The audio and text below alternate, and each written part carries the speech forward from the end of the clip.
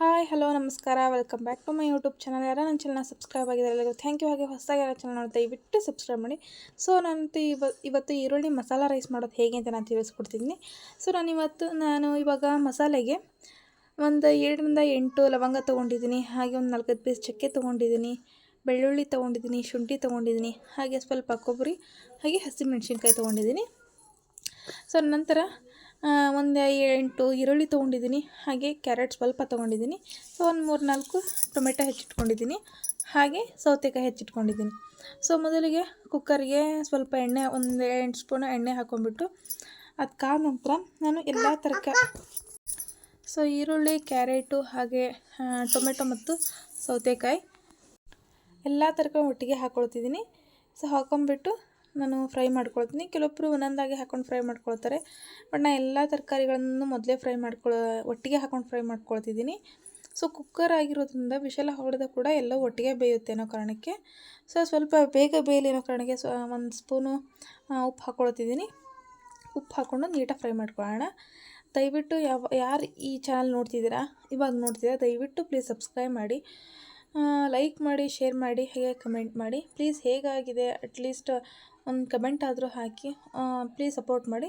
So ಇವಾಗ mixie ಜಾರಿಗೆ ತೆಗೆದುಕೊಂಡಿರುವಂತಹ ಎಲ್ಲ ಮಸಾಲೆಗಳು ಅಂದರೆ ಶುಂಠಿ ಬೆಳ್ಳುಳ್ಳಿ ಹಾಗೆ ಚಕ್ಕೆ ಲವಂಗ ಹಾಕ್ಕೊಂಡಿದ್ದೀನಿ. ಸ್ವಲ್ಪ ಕೊಬ್ಬರಿ ತೊಗೊಂಡಿದ್ದೀನಿ, ಹಾಗೆ ಹಸಿಮೆಣ್ಸಿನ್ಕಾಯಿ ತೊಗೊಂಡಿದ್ದೀನಿ. ಆಮೇಲೆ ನಾನು ಕೊತ್ತಂಬರಿ ಸೊಪ್ಪು ತೋರಿಸಿರಲಿಲ್ಲ, ಸ್ವಲ್ಪ ಕೊತ್ತಂಬರಿ ಸೊಪ್ಪು ಹಾಕ್ಕೊಳ್ತಿದ್ದೀನಿ. ಸೊ ಇದನ್ನು ಸಣ್ಣದಾಗಿ ರುಬ್ಬಿಟ್ಕೊಳ್ಳೋಣ.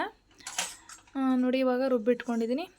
ಸೊ ಇವಾಗ ಇಲ್ಲಿ ಈರುಳ್ಳಿ ಮತ್ತು ಕ್ಯಾರೆಟ್ ಎಲ್ಲ ಚೆನ್ನಾಗಿ ಬೇಯಿಸ್ಕೊಳ್ತಿದ್ದೀನಿ ನೋಡಿ. ಈಗ ಇದು ಒಂದು 1/4 ಭಾಗ ಬೆಂದಿದೆ, ಇನ್ನೂ ಜಾಸ್ತಿ ಬೇಯಿಸ್ಕೊಳ್ಬೇಕು. ಸೊ ಹಾಗೆ ಹಾಕಿದರೂ ಕೂಡ ನಡೆಯುತ್ತೆ, ಅಂದರೆ ಕುಕ್ಕರ್ ಅಲ್ವಾ, ಬೇಗ ವಿಷಲ್ ಹಾಕಿಬಿಟ್ರೆ ಬೆಂದ್ಬಿಡುತ್ತೆ. ದಯವಿಟ್ಟು ನನ್ನ ಚಾನಲ್ನ ಯಾರ್ಯಾರು ನೋಡ್ತೀರಾ ದಯವಿಟ್ಟು ಸಬ್ಸ್ಕ್ರೈಬ್ ಮಾಡಿ ಫ್ರೆಂಡ್ಸ್, ಸಪೋರ್ಟ್ ಮಾಡಿ. ಹೊಸದಾಗಿ ಚಾನಲ್ ಯಾರ್ಯಾರಿಗೂ ಸಪೋರ್ಟ್ ಮಾಡ್ತೀರಾ ದಯವಿಟ್ಟು. ನಾವು ಹೊಸದಾಗಿ ಚಾನಲ್ ಸ್ಟಾರ್ಟ್ ಮಾಡಿದ್ದೀವಿ, ದಯವಿಟ್ಟು ಸಬ್ಸ್ಕ್ರೈಬ್ ಮಾಡಿ, ಲೈಕ್ ಮಾಡಿ, ಶೇರ್ ಮಾಡಿ, ಹಾಗೆ ಕಮೆಂಟ್ ಮಾಡಿ. ಸೊ ನೋಡಿ ಇವಾಗ ಈರುಳ್ಳಿ ಎಲ್ಲ ಚೆನ್ನಾಗಿ ಬಂದಿದೆ. ಇವಾಗ ರುಬ್ಬಿಟ್ಕೊಂಡಿರುವಂತಹ ಮಸಾಲಾನ ಹಾಕ್ಕೊಳ್ತಿದ್ದೀನಿ. ಇದು ಗ್ರೀನ್ ಕಲರ್ ನಾನು ಮಾಡ್ತಿರೋದು.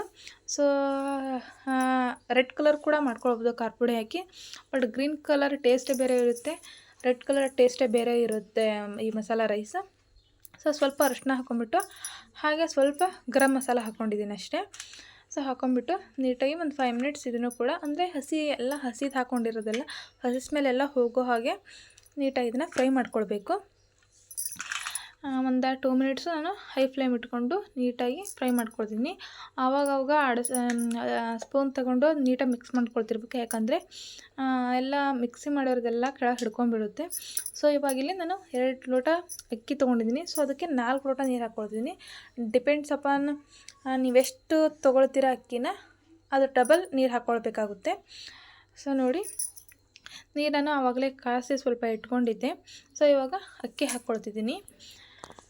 ಅಕ್ಕಿ ಹಾಕ್ಕೊಂಬಿಟ್ಟು ಇದನ್ನು ನಾನು ಒಮ್ಮೆಲೆ ಇದು ಕಲ್ಲಿಟ್ಟು ಕ್ಲೋಸ್ ಮಾಡಲ್ಲ, ಇದೆಲ್ಲ ನೀಟಾಗಿ ಕುದಿ ಬಂದಮೇಲೆ ಕ್ಲೋಸ್ ಮಾಡ್ತೀನಿ. ಯಾಕಂದರೆ ಮೇಲೆಲ್ಲ ತರಕಾರಿ ಬಂದು ಕೂತ್ಬಿಡುತ್ತೆ. ಸೊ ನೀಟಾಗಿ ಎಲ್ಲ ಕುದಿ ಬಂದಮೇಲೆ ನಾವು ಲಿಡ್ ಕ್ಲೋಸ್ ಮಾಡಿದರೆ ತರಕಾರಿ ಎಲ್ಲ ಹಾಗೆ ಎಲ್ಲ ಮಸಾಲೆ ಕೂಡ ನೀಟಾಗಿ ಮಿಕ್ಸ್ ಆಗಿರುತ್ತೆ.